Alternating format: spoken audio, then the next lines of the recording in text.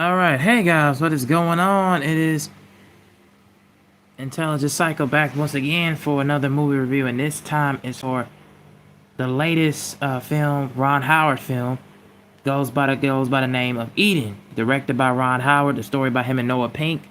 This stars Ana de Armas, Sweeney, Vanessa Kirby, Daniel Bruhl, Jude Law, Felix Kammerer, and many more. A group of disillusioned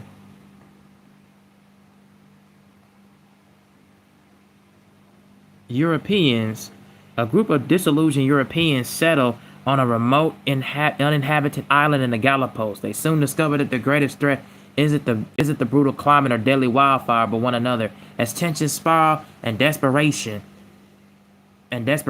takes hold, a twisted power struggle unfolds, leading to betrayal, violence, and death.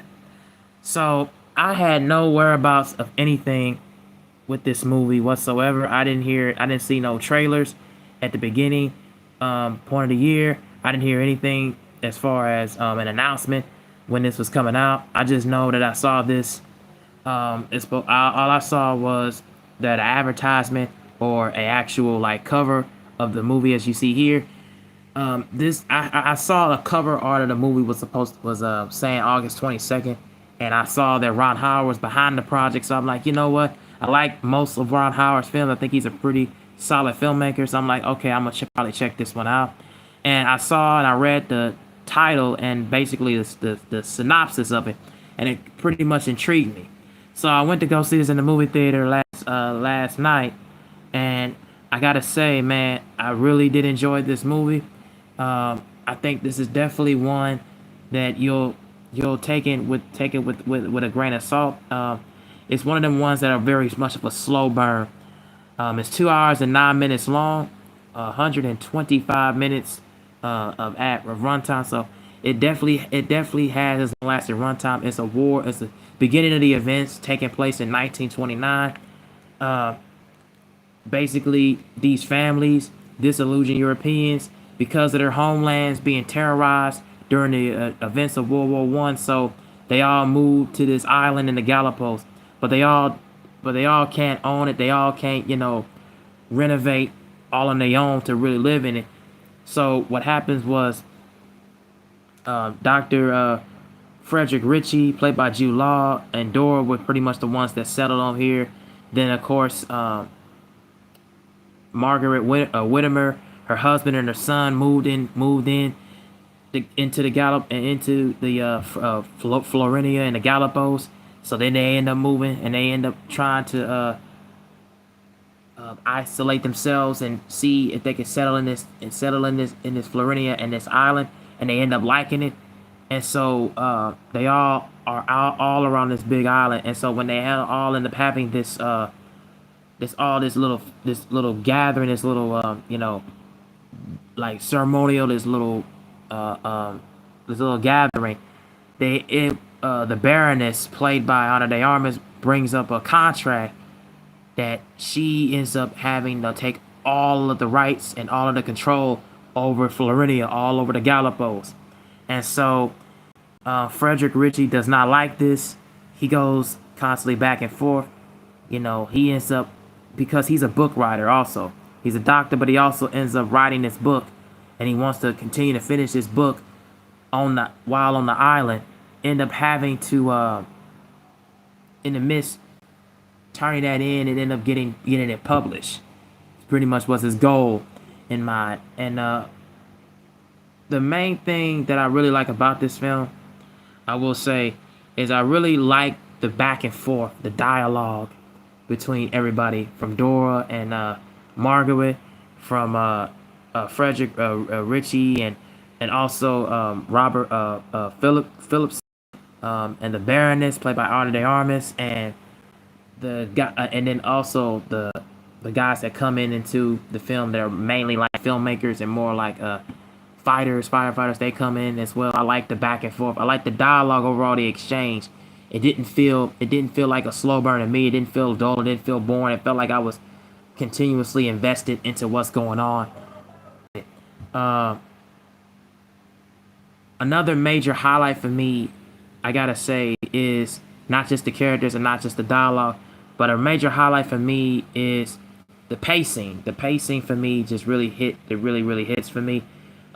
It steadily, constantly keeps moving, and there's steadily constant little action here and there that keeps me engaged, that keeps me invested. I like the overall music. I like the overall dramatic theme music in here. It really fits. It really adds to the grueling and growling tension.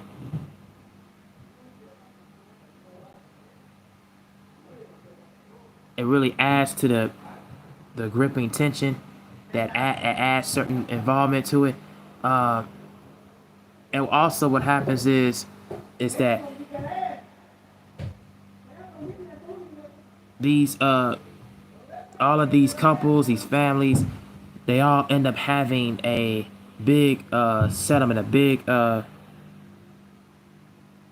big settlement, a big disagreement, when it comes to owning a share of the island in the Galapagos of Florinia. It's what they all are disagreeing on, and what begins to unfold in between all of them, but start to betrayal each other. All of them start to have a lot of distrust because they all care about their careers instead of taking care of what's really right in front of them, and caring what's in front of them in life, and really what's caring in front of them as as a whole, and family, as far as taking care of what's around them and not really looking at their surroundings is what I saw. And also another thing that really is really a shining merit is the story, is the plot.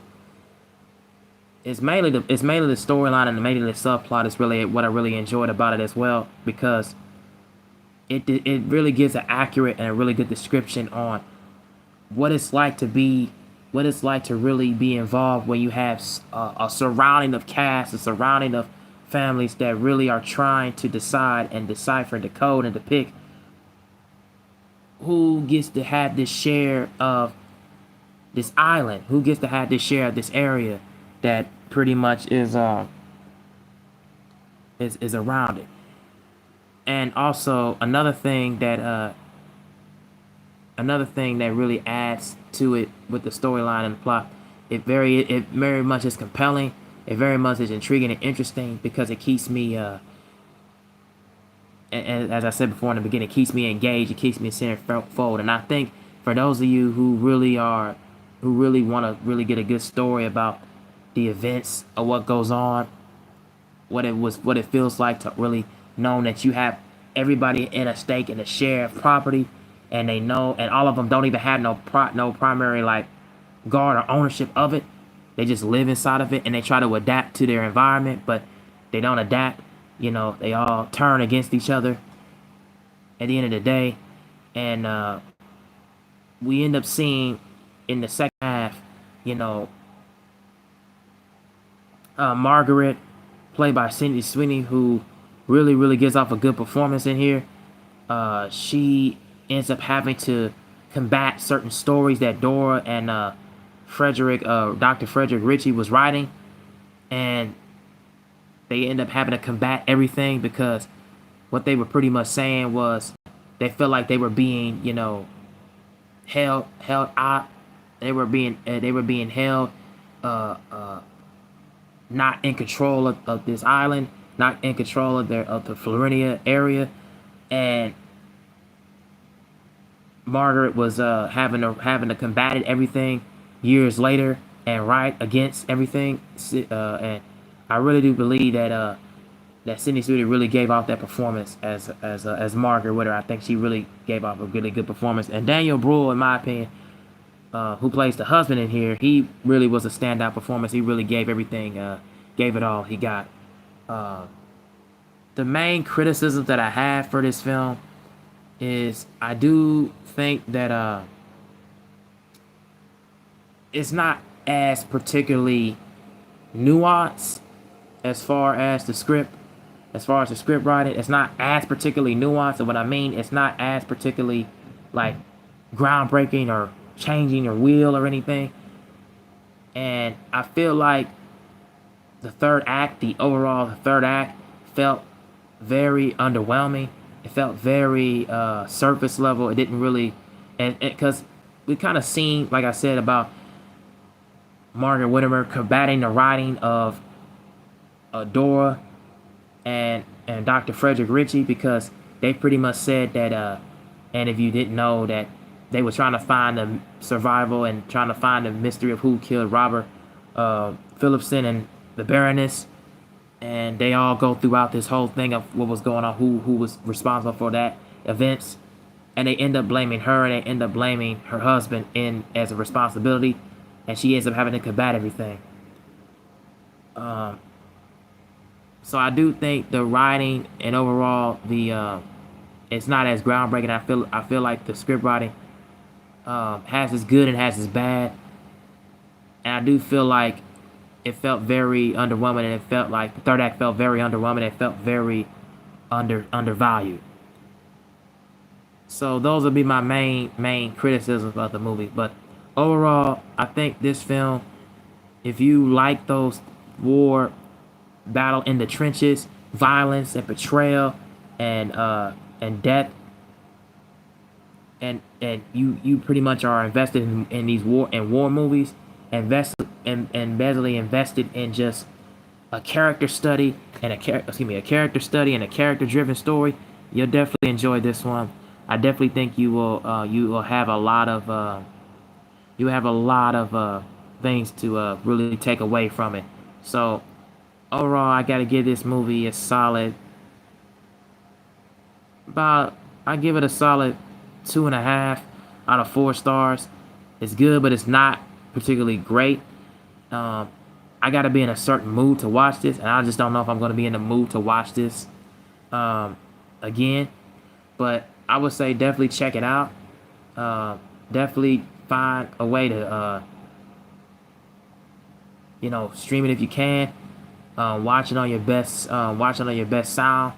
Watch it at your best local theater or local screening. But also, if you want to watch it at home, watch it at home. You can just stream it. You don't have to go to the theater and see it if you don't want to. But I would say check it out. You definitely will get your money's worth. You'll definitely be as entertained, and it's a good one for me. It's not as groundbreaking and it's not as nuanced. And I do think the third act really brings the film down, and the ending brings the film down to me. I don't really like that.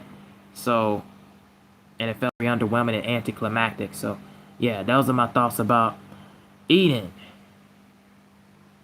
Tell me what you guys think about it down in the comment section. I got a few more videos to make, but thank you guys for watching and liking and sharing and subscribing. I really appreciate it.